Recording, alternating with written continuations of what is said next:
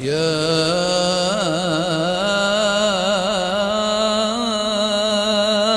رمضان.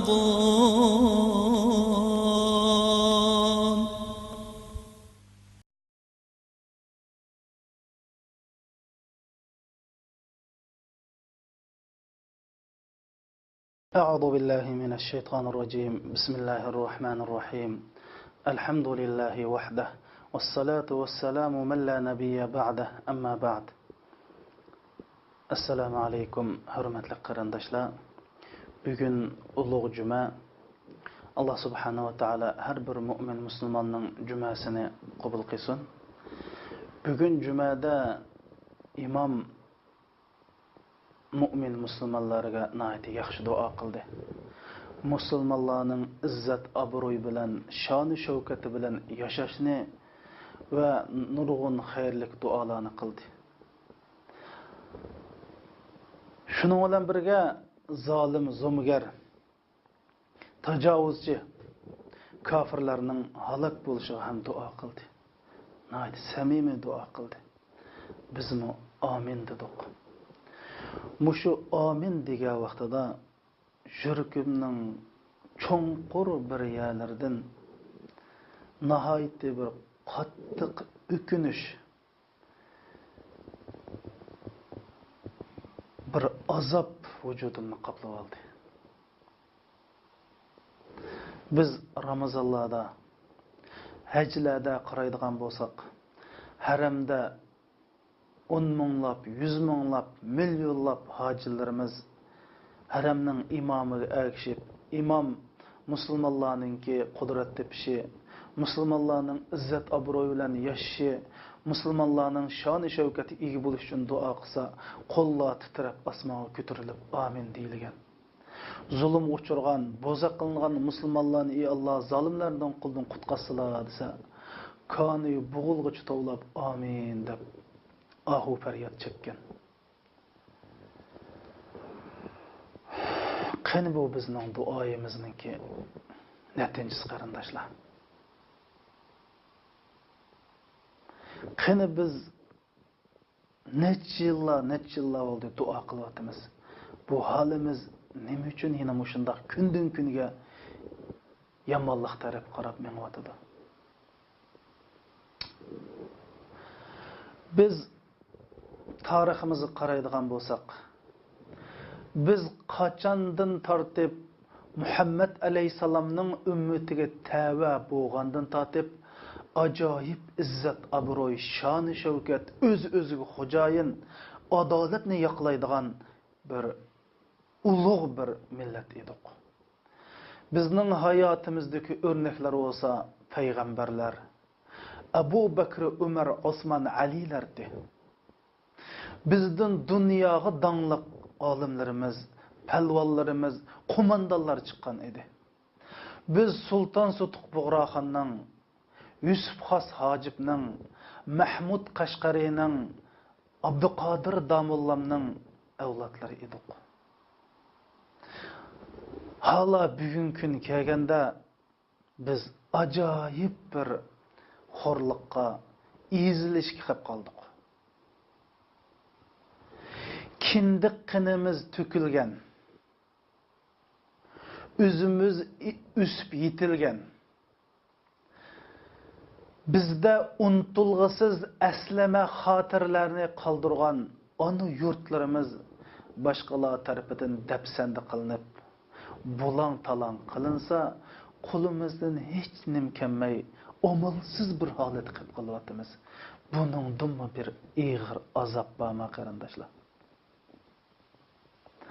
Och singillarimiz, onalarimiz boshqalar tarafidan xo'rlanib, sharm hayolari dafsanda qilinib, kishilik insoniy haq huquqlari, diniy e'tiqodlari boshqalar tarafidan tajovuz qilinib, mana bu och singillarimiz, ey yigitlar, qinisizlar, bizni mushundoq tashlab qo'yamsizlar yovning oldida desa, qo'limizdan hech nim kelmay, amalsiz qilishdimi, qattiq bir azob bormi qarindoshlar?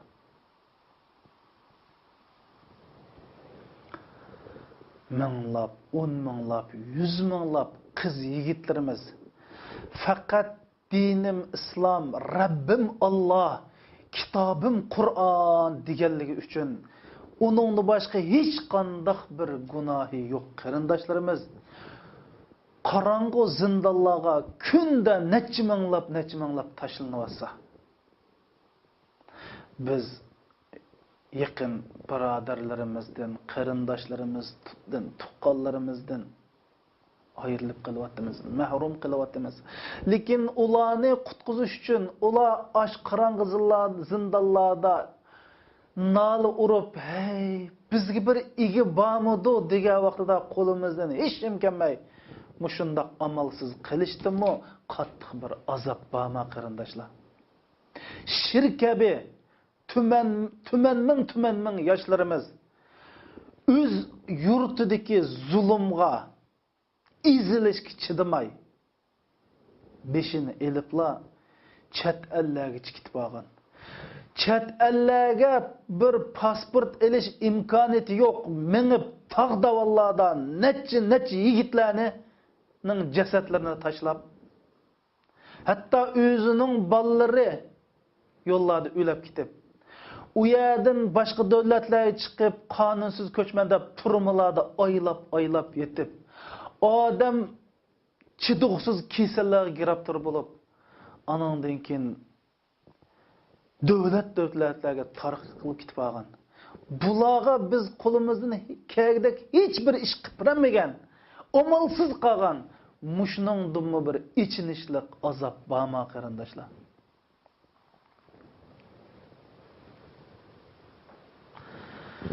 Ahvol mushundaq tursa, biz bir mavjudlik bosqichida ya yer sharida mavjud bo'lib turish yoki yo'qolish bir girdovida turayotgan mushu paytda o'zini mu'min musulmon musulmonlar ilg'or ziyolilar qiz yigitlarimizga, "Ey qarindoshlarim, kelinglar.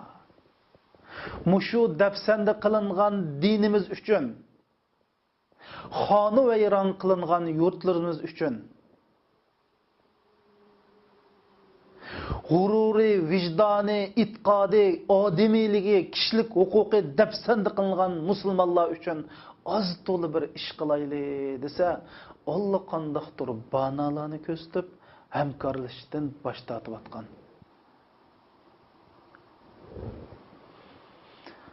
Buningdan bir azobliq daqiqalar bormi qarindoshlar? Yana ba'zilar Allah rizoligi uchun, ash ezilgan ojizlar uchun oz-to'z ish qilayli deb o'ttirg'i chiqsa, uning keyindan har xil gaplarni tepib, uning niyatini tadqiq qilib, boshqalar fizikada, ximiyada Nobel mukofotiga erishsa, biz o'zini musulmon deyotgan, taq ba'zilari biz xizmat qilayotgan deyotganlar boshqalarning niyatini tadqiq qilib Nobel mukofotiga erishkidak utuqlar qazanadi qarindoshlar. Keyindan har xil gaplar, u undoq qilmoqchi. Buningdanmi bir ig'ir azob bormi qarindoshlar?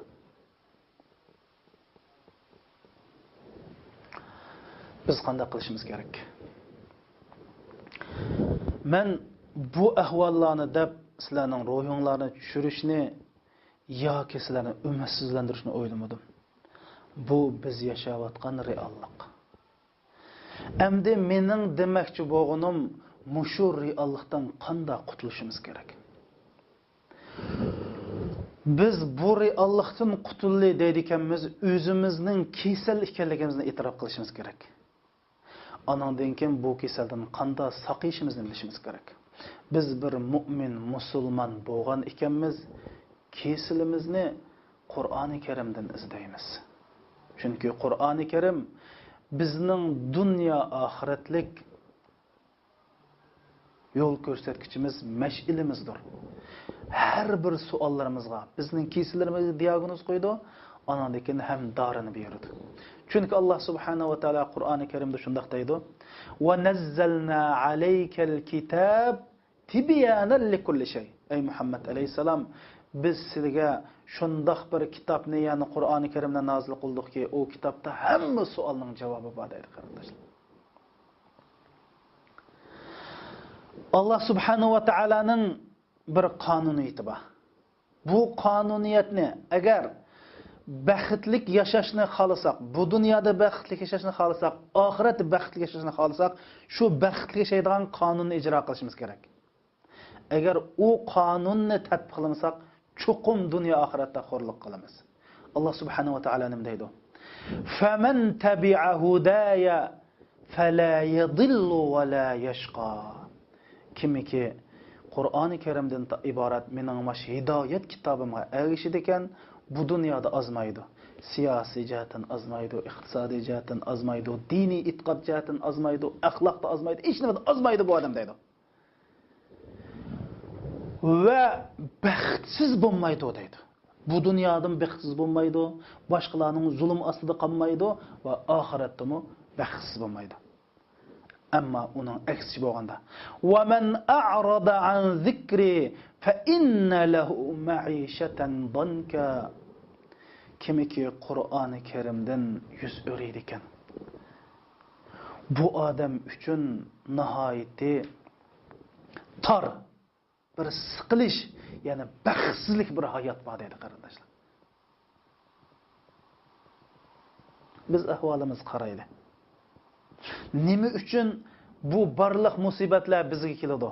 Biz namoz o'qiymiz-go, biz duo qilamiz-go, Qur'on o'qiymiz-go, biz musulmongo. Alloh subhanahu va taolo Qur'oni Karimda "Va la yaj'alallohu lil kafirina 'alal mu'minina sabila" deydi. Alloh mu'minlarning ustiga kofirlarni achqib qo'ymaydi deydi. Ammo Alloh buni aksicha. Unda xo's nima bo'ldi? Xo'sh, endi Allah subhanahu wa ta'ala mundaq deydi. Ma asaba min musibatin fabima kasabat aydikum wa ya'fu an kathir. Sizga beshinglarga kelgan har qanday musibat, mayli siyosiy musibat bo'lsin, iqtisodiy musibat bo'lsin, ijtimoiy musibat bo'lsin, har qanday bir musibat o'zinglarning qilmishi sababli qarindoshlar. Bizni mashkun qo'yg'ini, bizni mushalat qo'yg'ini, bizning mash xulqimiz, mijozimiz, paylimiz, mushu tushunchimiz, mushu holatimiz bizni mashkun qo'ydi. Awalamma asabatkum musibatun qad asabtum mislayha qultum anna hadha qul huwa min 'indi anfusikum.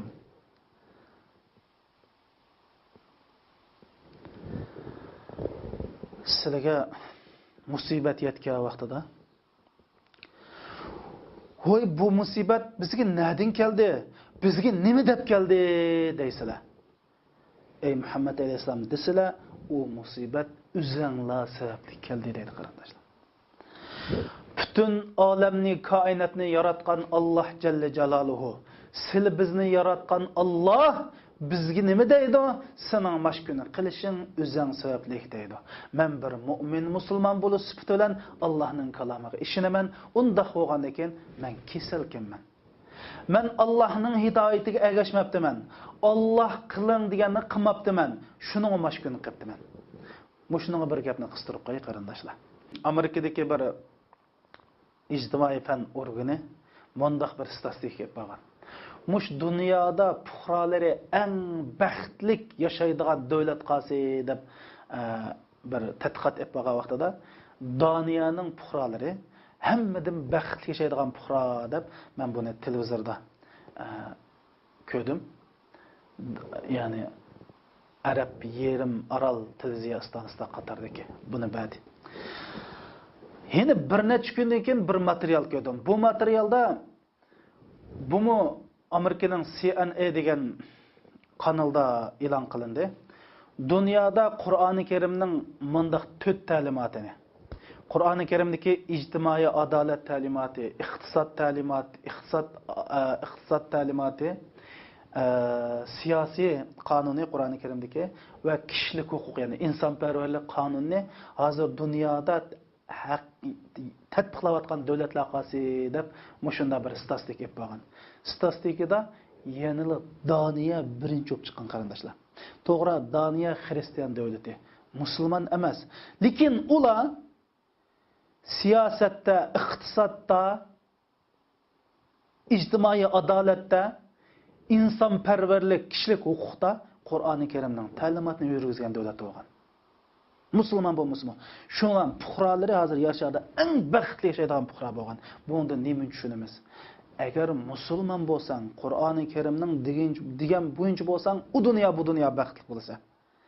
Agar musulmon bo'lmay kofir urib, yana Qur'oni Karimning ta'limotiga amal qilsang, bu dunyoda cho'qim baxtli bo'lsa degan gap.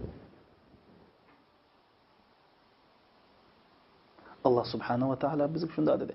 Anandan keyin biz endi qanday qilishimiz kerak? Mushu musibatdan qanday qutulishimiz kerak? Alloh bu qutulishning yo'lini deb berdi. Lamma amana qawma Yunus kashafna anhum azab al-khizy fil hayati ad-dunya dedi. Yunusning qavmi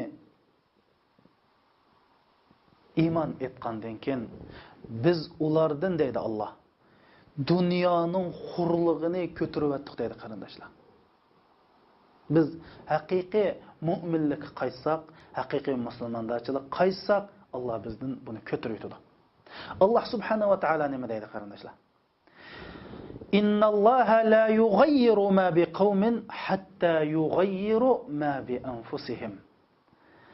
Agar bir millatning beshiga shu millatning nacharligi, xo'yfayli, askiligidan bir musibat kelsa, Allah subhanahu wa ta'ala shu millat o'zini isloh qilmagichilik, o'zgartmagichilik u musibatni ko'tarib o'tmaydi deydi. Agar yana mushbatim o'tayversak, mushbatim qilaversak, bu azob, uqubat, bu mahkumiyat, bu xorliq avlod davomlashadi qarindoshlar. Shuning uchun qanday qilishimiz kerak? O'zgarishimiz kerak. Oldimizda Ramazon kelyapti. Bu Ramazon dal o'zgarish ey qarindoshlar. Ramazon bir musulmonga nisbatan yangi bir batni echish. Chunki Ramazonda biz Ramazonning farzligiga ishinib turib, Ramazonni faqat Alloh rizoligi uchun tutsak, u butun oldidagi gunohlar yuvildi. Undan keyin betimiz, nom-amal daftarimiz oppoq bo'ldi. Bir yangi hayotlik boshlandi.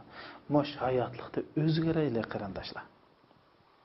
Biz hammamiz men sabablik ma dinimiz, men sabablik ma musulmonlarimiz mushunda xo'rlik qilmasin. Men shuningga bir sabab bo'lib qolmaydi. Shu dish orqali gunoh ma'siyatni tashlayli, islom ko'rsatgan yo'lga mangayli, Qur'onni dastur qilayli, Rasul akram sallallohu alayhi vasallamni yetakchi qilayli. Mana shunda qilgan vaqtida bu xo'rlik tugaydi. Chuqum o'zgarishimiz kerak. Biz oldi bilan mana bu yerda xo'rlikni yo'qotishimiz kerak. Mishada biz men bugundan boshlab xo'rlikni bu yerdan chiqardim. Men mahkumlikni qabul qilmayman. Men bugundan boshlab bir haqiqiy erkin, hur, faqat Alloh qilib bosh egadigan bir inson bo'laman deb iroda qilishimiz kerak. Shundoq iroda qilish bilan birga hammamiz qo'limizdan kelishicha mush yo'lda tirishchilik ko'rsatishimiz kerak. Nurg'un qarindoshlarimiz deydi, "Voy, men buni yaxshi tushunaman, men bilma, buni anglagan, lekin qo'limdan ish kelmaydi." Unda emas qarindoshlar. Alloh subhanahu va taolo Qur'oni Karimda nima dedi? "La yukallifullohu nafsan illa wus'aha." Alloh sizning qo'lingdan kelmaydiganni sendan talab qilmaydi. Qo'lingdan keldigandan talab qildi. Qo'lingdan keladigan doirada sen xizmat qilsang, bundan hisob oladi. Allah subhanahu wa ta'ala ahsin kama ahsanallohu ilayk deydi. Alloh sen nimani bergan bo'lsa, qanchalik bergan bo'lsa, shuningdan Allohga javob qaytar deydi. Agar bir olim bo'lsang, sen shu ilmingni, shu dining, shu millating uchun chuqum vaqt ajratishing kerak. Sen bir o'quvchi bo'lsang, men mush dinim uchun, mush millatning baxt saodat uchun, musulmonlarning baxt saodat uchun deb boshqalar 2 soat o'rgansa, sen chuqum 4 soat o'rganishing kerak. Hozirdan boshlab ilg'or texnikalarni egallash, qandoq qilib mushu bichara mu'min musulmonlarni qutqizishni o'ylashing kerak. Jinim qarindoshlarimiz dunyoda Yaponiya, Germaniya deb vayron bo'lgan davlatlarni sizlar bizdek mushu yoshlar, bir necha yoshlar davlatni qutqizaylik deyish orqali hozir u davlatlar dunyodagi sanoat ilg'or oldin qatordagi davlatlarning qatoriga o'tgan. Biz musulmonlar mayli din o'qayli, mayli fan o'qayli, nihoyat tirishib o'qishimiz kerak. Ilm bizning birdan-bir chiqish yo'limiz qarindoshlar. Agar sen tijoratchi bo'lsang, chuqur mol-mulkingning ma'lum qismini mushu dinim uchun, mushu bechora ezilgan musulmonlar uchun deb ajratishing kerak. Agar sen bir ishlamchi bo'lsang yoki bir hunar qilgan odam bo'lsang, 6 kun qo'sog'ing uchun hunar qilsang, bir kun ma din uchun, ma ezilgan musulmonlar uchun deb bir kun mushunga hunar qilishing kerak. Oshpaz bo'lsang 6 kun uzang ishla, bir kun musulmonlar uchun, dining uchun ishla. Muzda zub qasama 6 kun uzang uchun oyoq yama, bir kun dinimiz uchun mush ezilayotgan, ash turmalarda ingrayotgan, azob uqubatning ichida inson chidig'siz holati yashayotgan qarindoshlar uchun bir kun ishlab qo'y, haftada bir kun. Mushningmi yuriking bir İremasmo canım qarindoshim. Hey, ma turmularda hozir ma musulmonlar chekayotgan azob uqubatni ma chet ellik bizdan so'raydi. Yurtingning ahvoli qandoq? Xalqingning ahvoli qandoq deb so'rasa, ash bulayotgan ashu traditsiyadan, ashu ichinishlik ahvollar birini depasa ko'zni mondo chekchaytib, xuddi biz yolg'on aytayotgandek yoki cho'chak so'zlayotgandek, hey, mush hozirgi zamonda, hozirgi davrda mushunda ish bormi deb, hey, biz qanchalik azoblanamiz bilamsa qarindoshim, mushni tushuntirib bo'g'ilib bo'lmay. Biz mushu holatda yashayapmiz. Mushning uchun hammamiz o'xshash kuch qirayli qarindoshlar. Kelinli ittifoqlashayli, hamkorlashayli. Yaxshilikli bo'lsa, biz uningdan qilib qolmayli.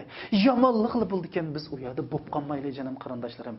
Hiç bo'lmasa, mush tur dunyosida, chet ellarda musofir bo'lgan qarindoshlar hamkorlashsak nurg'un ishlar vujudga chiqadi. Hey, bu hamkorlikning kuchi ajoyib zo'r qarindoshlar. Hey,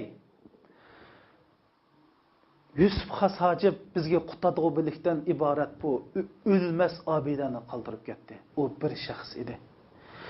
Bizni islom bilan musharraflantirgan shaxs, ya'ni Sudq Bug'ro ham bir shaxs edi. Bizga turk tilla divonni qo'yib ketgan bir shaxs Mahmud Qashqari edi. Hey, mush Yevropaga islom ochgan Olib Arslan bir shaxs edi qarindoshlar. Agar ona bo'lsak, bolalarimizni, mening mushu balam, mush ezilgan musulmonlarni, mush dafsanni qilgan dinni qutqizdigan qo'mondan bo'ldi deb tarbiyalaylik qarindoshlar. Mush so'zni anglagan har bir yoshlarimiz, musulmonlarimiz inshaalloh men chuqum mush qutqazuvchilarning birisi bo'laman. Bo'lishim kerak deylik. Mush irodaga keladiganmiz. Ey, biz mush zulmdan qutulish irodasiga samimiy keladiganmiz. Alloh bilan qasamki qutulamiz. Qur'oni Karimda ma laysa lil insani illa ma sa'a.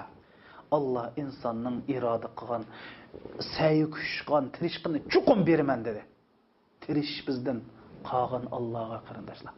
Tirishsak, hech bo'lmasa Allohning oldida yuzimiz oq bo'ladi.